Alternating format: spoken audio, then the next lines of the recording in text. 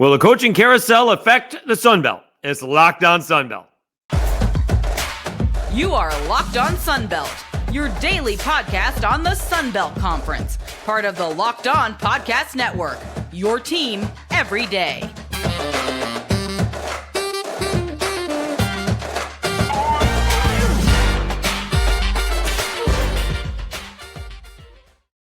Dave Schultz with another edition of Locked On Sun Belt, your team every day. Today's episode brought to you by LinkedIn. These days, every new potential hire can feel like a high-stakes wager for your small business. That's why LinkedIn Jobs helps you find the right people for your team faster and for free. Post your job for free at linkedin.com/LockedOnCollege. Terms and conditions apply. All right, well, we'll continue to recap Week 11. Look ahead to Week 12. Had some good wins in there. Coastal Carolina and South Alabama actually had some impressive wins. Could look at it the other way. Some teams had bad losses.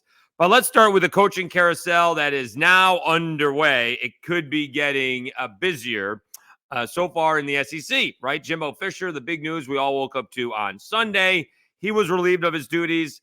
The story gets juicier. Apparently, they announced a huge fundraising efforts for the 12th man and presented a big check of $160 million to Texas A&M Athletic Department, and that's the money being used to pay off Jimbo Fisher. My goodness. That was done at halftime. Big presentation. One of those big checks, like those golf checks. Yeah, that's what was presented at halftime, apparently.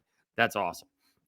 And then you have Mississippi State's Zach Arnett. Tough spot for Mississippi State. Trying to get somebody really quickly when Mike Leach passed away last year, trying to save a recruiting class, apparently. And then, Zach Arnett just fired everybody instead of just, keeping the status quo for now and working towards whatever way you want to handle it down the road was probably a mistake. And so now we're looking for a job, or now we're looking at Zach Arnett, or Mississippi State has a job opening. And you could be looking at Arkansas as well. Sam Pittman, seeing signs that both he's staying and he's going. He could be all class. Should he stay or should he go now?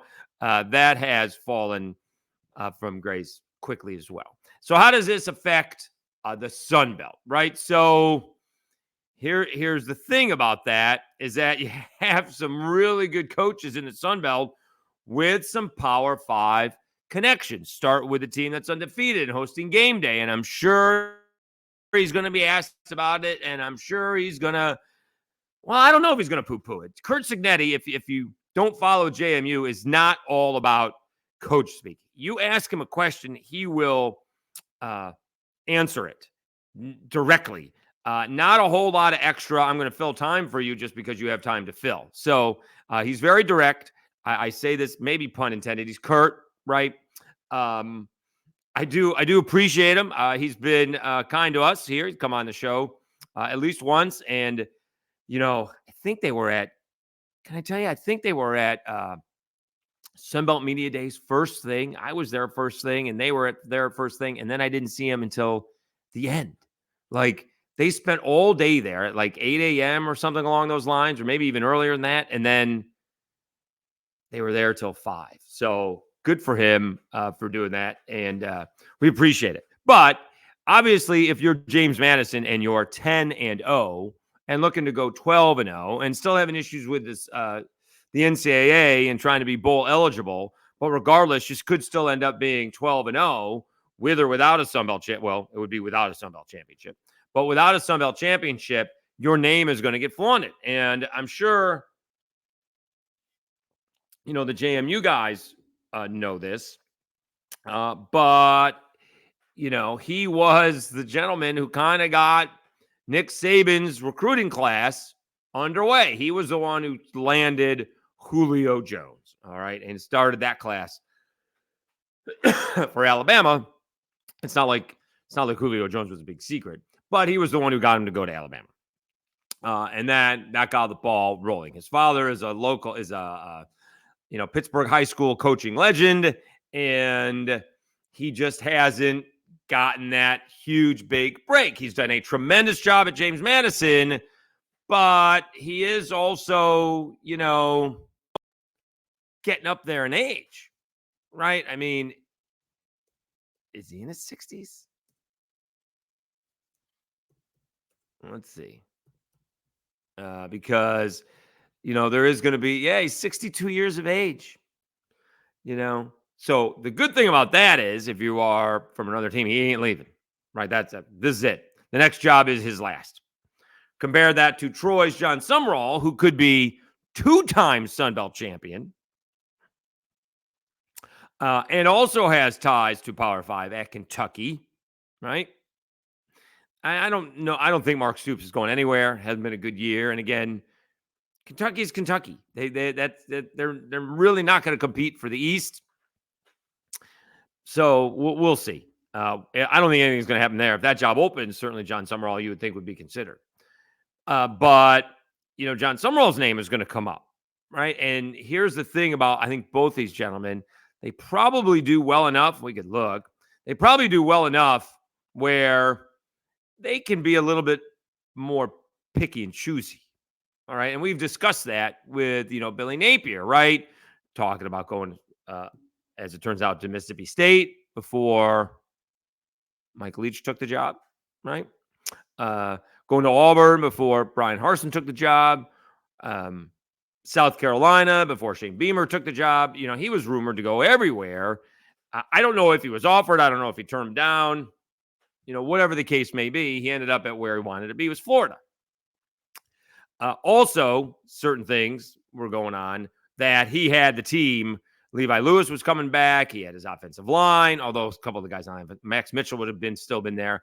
And the running backs were coming back. Eli Mitchell was coming back. So he was coming back because he knew he had a good team. Now, we know, some guys aren't coming back for Troy. And who's coming back for JMU. So I'm not quite as familiar as I would have been with the Cajuns. But maybe those things are taken into consideration. All right. Whereas we talked about Curt Cignetti, his next job is going to be his last job, most likely. Right.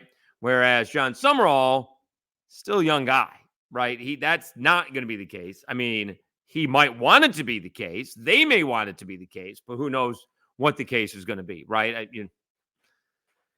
So these, college coaches, Zach Arnett didn't last a year, right? Did not last a year. Go to the pros. Urban Meyer with the Jacksonville Jaguars for, reasons we know, did not last a year. So these things don't last long. And by the way, with the 12-team playoff coming, and then probably the 16-team playoff coming, it's going to be shorter. That rope is going to be a whole lot shorter. They are not going to hang out for, we need to build it up for 3 or 4 years. That is not going to work. You get 2 years tops. And then if you're missing out on a 16-team playoff, good luck. So you're going to have some turnover. There's going to be some turnover. And it will be interesting to see how A&M handles this contract, right? They're still going to dole out a lot of money, although they shouldn't. I'll give my brother credit, Dr. Seth Schultz.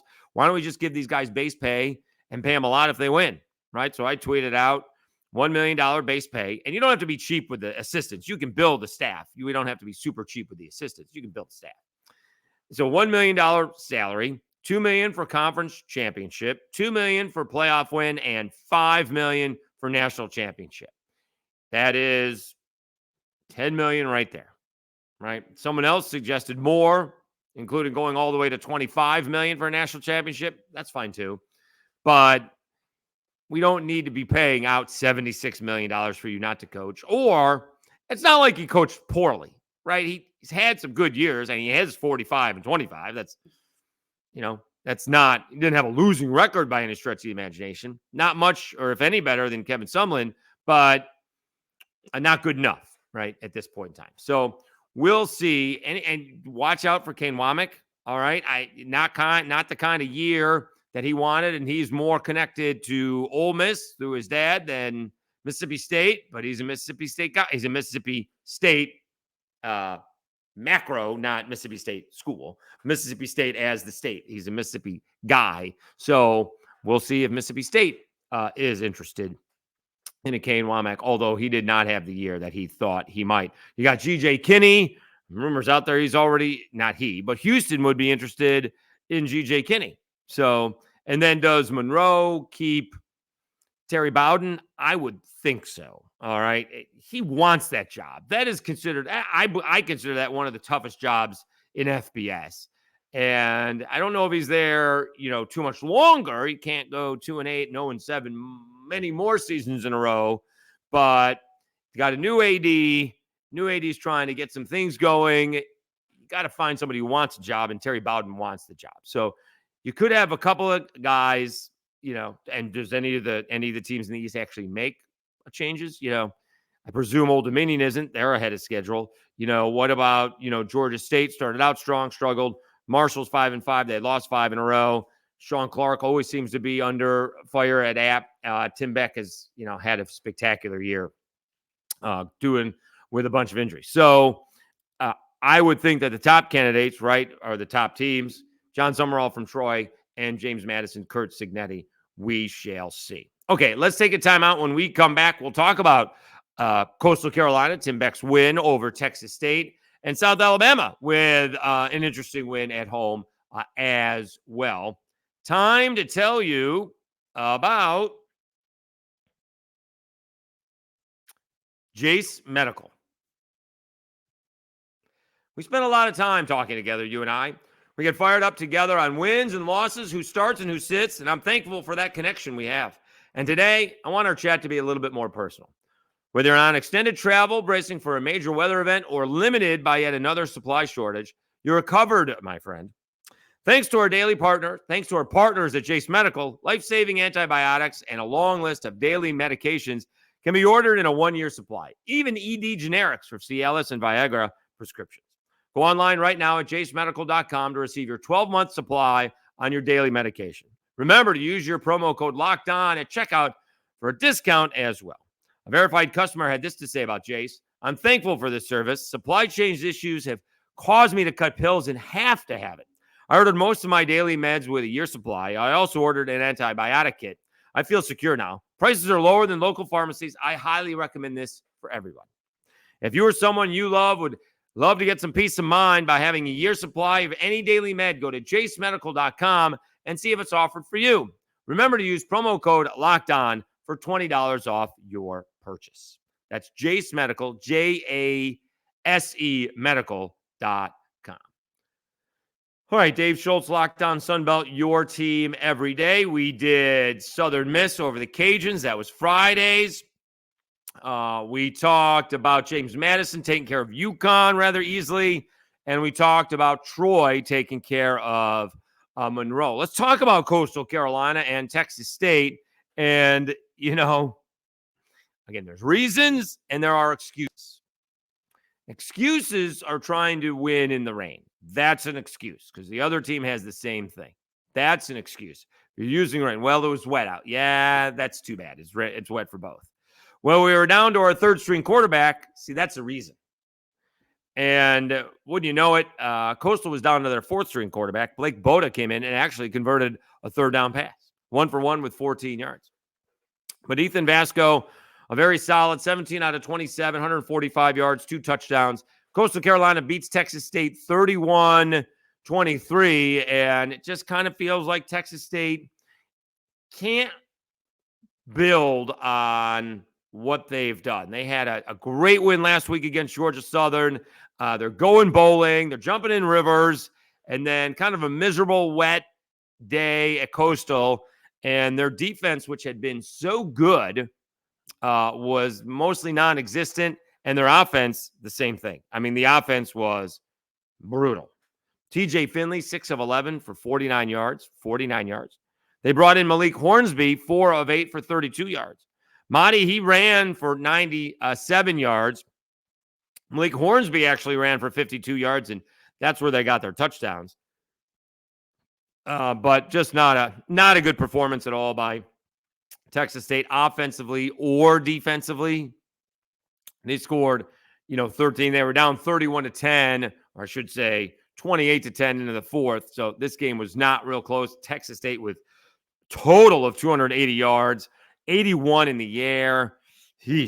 Surprisingly, no turnovers, but just not a lot of offense for Texas State. They gave up 347 yards defensively. That's not a whole lot, but that's, more than what you had. So I just think like Texas State can't seem to build on those big wins, right? They had 3 straight, lost to the Cajuns, beat Monroe in a major comeback, lose to Troy, hammer Georgia Southern at home, and then lose to Coastal. It'll be interesting. Little preview of going to Arkansas State. Arkansas State kind of learned the same lessons this past week about to South Alabama. And so we call that a segue.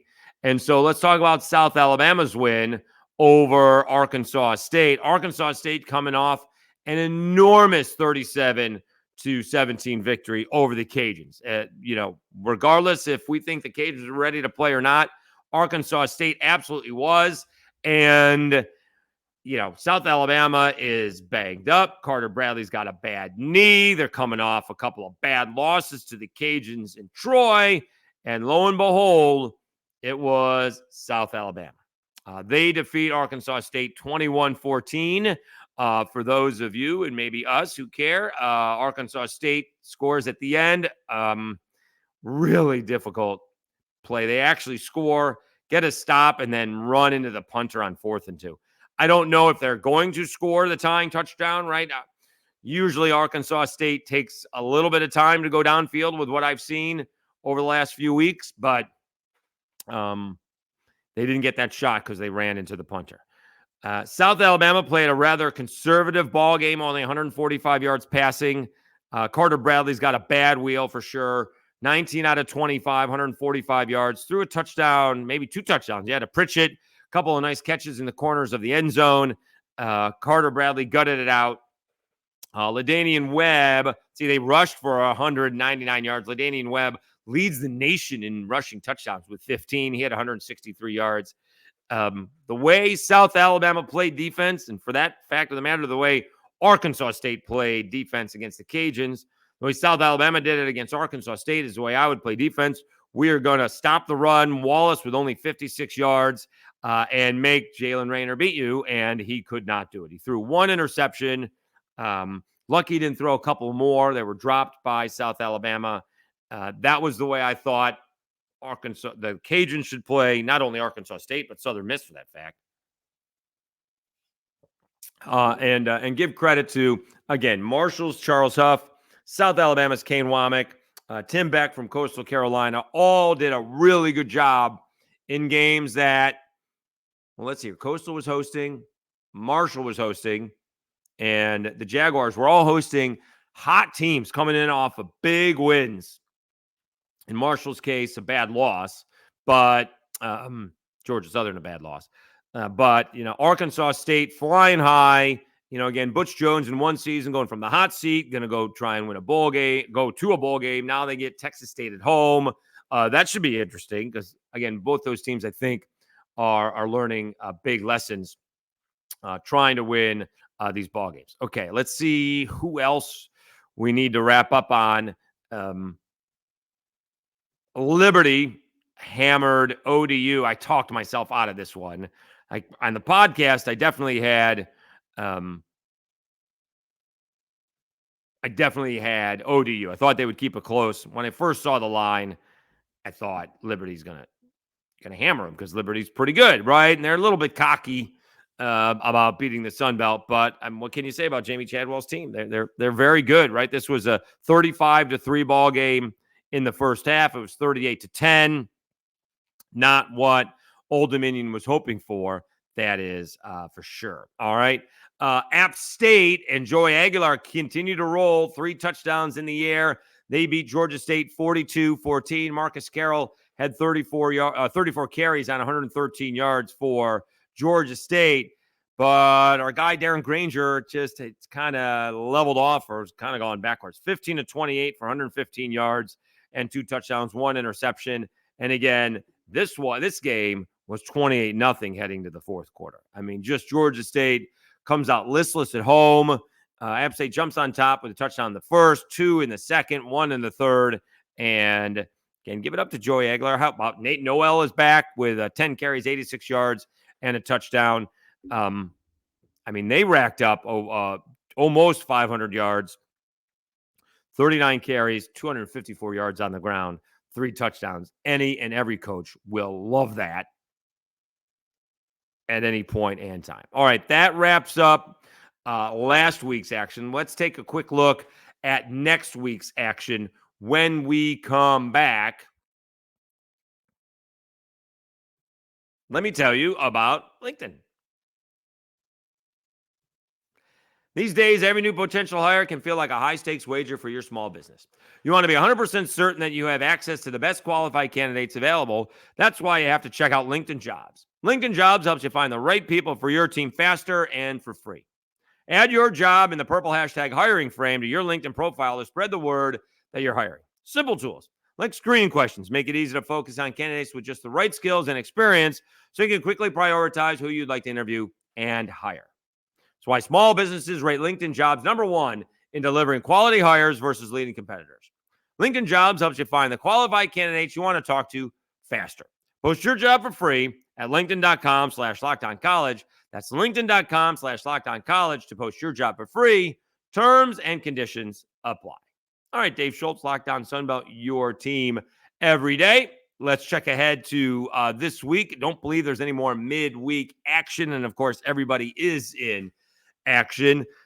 The West champs, Troy, taking on the Cajuns. This game has already gone from a 14-point spread to a 16-point spread in about a day and a half, from Sunday afternoon to Monday night. I don't happen to think it's going to be very close. I think you try to slow down Kamani Vidal. The problem is, compared to what Southern Miss has and what Arkansas State has, Gunnar Watson has numerous weapons he can throw over the top, especially Chris Lewis. Barber's your leading receiver. He's got 50 catches. Lewis has 23.4 yards per catch and 7 touchdowns. It's going to be a tall task for the Cajuns, and hopefully they're healthy enough to come back and play ULM the following week. South Alabama and Marshall, a pair of 5-5 teams, 2 teams that are very disappointed in what they've done this year. But you kind of have the Carter Bradley and LaDainian Webb, for that fact of the matter. Great running back matchup, by the way. Rasheen Ali against LaDainian Webb. That's fantastic. That would be one to watch. My guy who writes for the paper there, the beat writer for Marshall, Luke Creasy, will be live and in living color in Mobile for that ball game. He should have a great time. It's a great little stadium. It'd be nice if it was filled, but it is what it is. Georgia State going to be the sacrificial lamb for LSU. I presume Jaden Daniels, who I think is the Heisman Trophy winner, will be probably won't play more than 2 quarters. We'll see what Georgia State can do. I think a couple years ago they almost beat them, right? Well, that was Auburn. That wasn't LSU. That was Auburn. They got bailed out against Auburn. But I don't think this game's going to be very close. I'm sure Georgia State's got to be more excited to play in this one than they were against App State because they just didn't show up in that one. And here's the thing, LSU's defense stinks. As good as Jaden Daniels is and Malik Neighbors is and Brian Thomas Jr. is, their defense stinks. So that's what I would tell Georgia State. Let's go. Let's put up some numbers against this defense because they ain't any good. We'll see. Jaden Daniels has an outside shot with only 3 games left to get 4,000 yards and 40 touchdowns, and I think he's your Heisman Trophy winner. UL Monroe going to Ole Miss. That shouldn't be very close either. Army hosting Coastal Carolina. Bring the Long Johns there, Coastal. It does get a little chilly in upstate New York, but it should be very scenic as well. You hope it's not, you prefer the snow than just the rain. I can dress for snow. Cold rain is miserable. Snow is fun. You do have some nationally televised games, by the way. The Cajuns and Troy are on NFL Network. LSU and Georgia State are on ESPN2. Ole Miss and Monroe are on SEC Network. That's an 11 a.m. ball game. Coastal Carolina and Army are on CBS Sports Network. All right. And this one is not. This one's on the plus. But boy, Mississippi State better be careful. Mississippi State better be careful. If you want to talk about making your season, Southern Miss beats the Cajuns and Mississippi State. Be careful. Mississippi State's favored by 14. I'm not sure they're good enough to be favored by 14 against anybody And now they're doing it without Zach Arnett, the head coach. So good luck to Mississippi State. That is not a for sure win, and that has a lot riding on it for Will Hall and company there for the Golden Eagles. James Madison and App State. James Madison, of course, hosting Game Day. We talked about that yesterday. JMU, a 10.5-point favorite. This would certainly make Sean Clark's season, knocking off JMU. And App State still got an outside shot at playing in the Sun Belt Championship. Outside shot, I get it. Outside shot. They lost to Coastal, but they got an outside shot. Arkansas State and Texas State, we talked about them. Good learning opportunities for both these teams. Texas State's favored by 3.5. Again, I'm going to say whose defense is going to show up, because when Texas State plays good defense, they're tough. Now, nobody showed up actually against Coastal, at least for 3 quarters. This one should be a good one as well. And then you have Georgia Southern and Old Dominion. Old Dominion still an outside shot of going bowling. Georgia Southern just looking to, improve on a 6-4 record. They have lost 2 in a row. We will go over all of these games more in detail a little bit later on in the week. All right, a little bit long, but that's okay. The coaching carousel is just getting going, and we shall see what happens. There's always surprises. So far, I don't think there has been one, not yet. Even the Boise coach getting fired, I don't think that was a surprise. So we'll see. There's always surprises. Someone is let go that we don't see coming. Someone moves on who we don't see coming. So it is. I do find the soap opera fascinating as well. Also, I do want to say, usually the head coaches are taken care of, even at the group of 5 level, their contracts are paid out, so financially they're fine. These guys, these assistant coaches and administrative staff, they may make high 5 and low 6-figure salaries, which sounds great while you have it, but when you don't, and then you got to pick up your family and you got to find a place to live, and then you're out recruiting immediately, and you're probably without your family. So this is not an easy time for these coaches. All right. The head coaches are always fine. Like Jimbo Fisher is going to be fine. $76 million. He's fine. All right. He's won his national championship. He's got others under Nick Saban. He's fine. The assistant coaches you feel sorry for, although maybe not because it's A&M. But, especially the group of 5 guys, they do not make that kind of money. So it is a tough time for some of these coaches just because the head coach gets let go. Don't forget about there are a lot of people that, the staff brings in. So be kind when talking about those things. All right. Again, thank you so much for tuning in to Locked On Sunbelt, your team every day. I'm your host, Dave Schultz. Have a great day, everybody, and we'll talk to you again on Wednesday.